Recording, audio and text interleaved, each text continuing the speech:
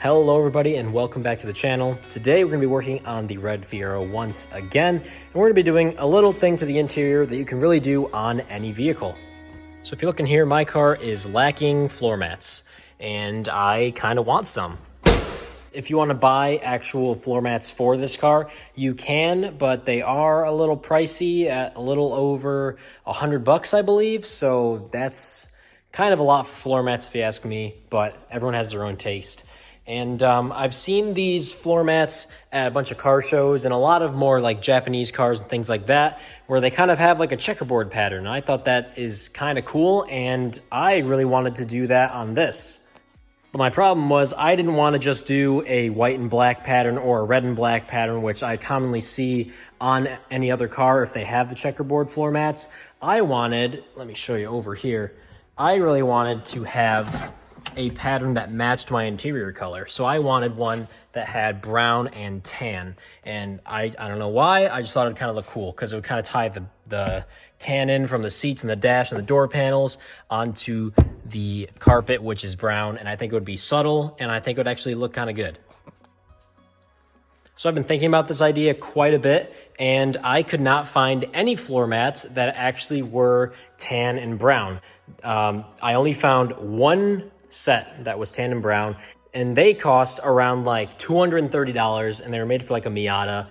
So after deciding not to spend a ton of money on floor mats that I knew would probably not even fit my car, I set out trying to look for fabric and stuff to actually make my own floor mats.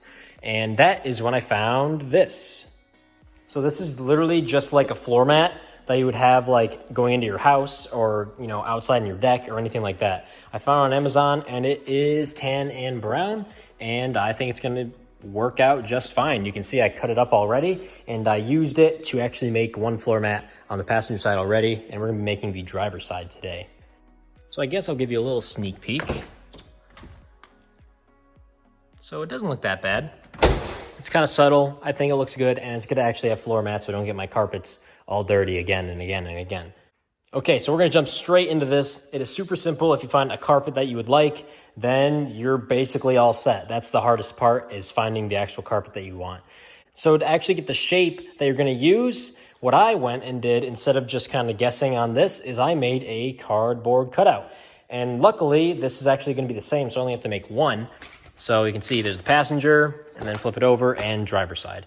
So I'm going to go ahead and I'll show you guys what this looks like inside the car. All right, and here's what it looks like in the car. You can see I really just I flattened out a box and laid it in here, and I kind of went along the sides. I cut out the spot I want it to kind of go around to match this radius in the carpet, and that is really it. It's really simple to do, so I think you should do this before you start cutting your carpet, just so you don't make any mistakes. And after you have your piece that you're going to use to actually make your floor mat, you can throw it down on the actual carpet, line it up where you want it, go around and trace it, and then you really just cut it out. And then I had to put on some stuff on the edge because it kind of flakes up, but depending on what carpet you need, you may not have to do that step. But yeah, I'm going to go ahead and trace this and get it cut out, and I'll show you guys what I had to do next. And that's really it. There's really not a lot to do to this, but I think it turns out kind of cool. So let me get this cut out, and we'll check back in once it's done. Okay, all done tracing it. You can see my line on here. So I went ahead and really just traced it. So this is the driver's side orientation of the actual floor mat. So I went ahead and traced it on this side. If you guys really want to, you can kind of trace it on the back side of the carpet. So when you cut it out, you don't have any of the lines if your cutting is not perfect.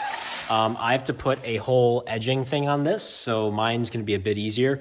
I'm also using this edge of the carpet because it doesn't really fray off or anything.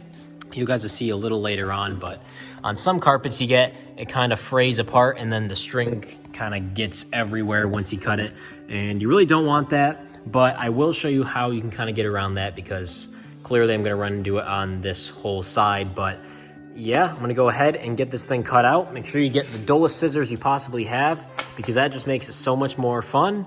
And yeah, we're going to start cutting, and we'll meet back up once this thing is cut out.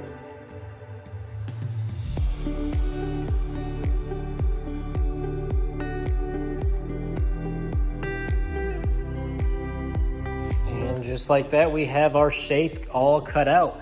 Now you can see what I was talking about with all of the string that kind of frays off, and then you can keep just pulling it off, but then it does not stop. It just keeps going, and slowly your carpet will get smaller and smaller and smaller, and then there'll be nothing left. Yeah, it's still annoying, so I'll show you guys what I have to do about that. I tried a couple different things. First, I wanted to try this it's called like a U-channel kind of trim thing. It's like rubber. I tried and looked for that, like Lowe's and everything. I could not find anything. So I went down and I found this at Advanced Auto, just like an edge trim thing.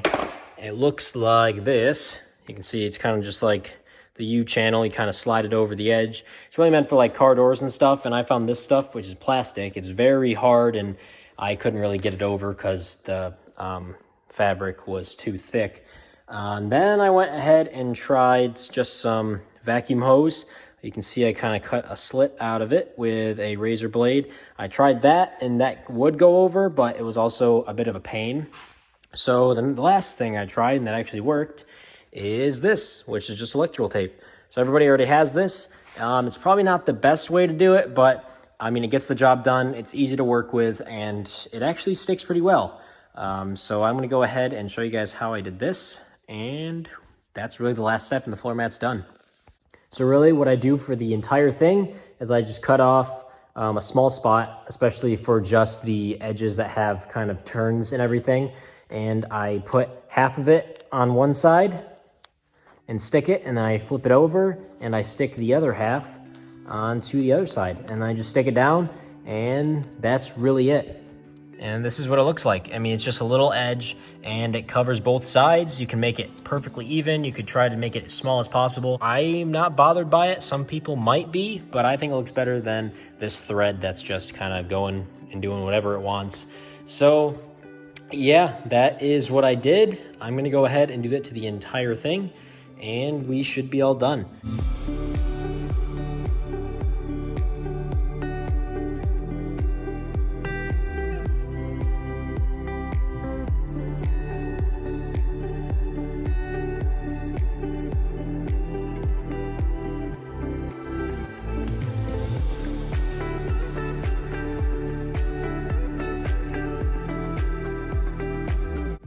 Just like that, we are completely done. So here is the final product. You can see that this tape kind of just goes along here, kind of wraps on both sides. I don't think it looks that bad, but some people might not like it. But that's just what I had to do. I found it was the easiest way, and it gives you a pretty good result overall. And this is the final floor mat. So why don't we go and throw it in the car and see what it looks like. And here it is in the car.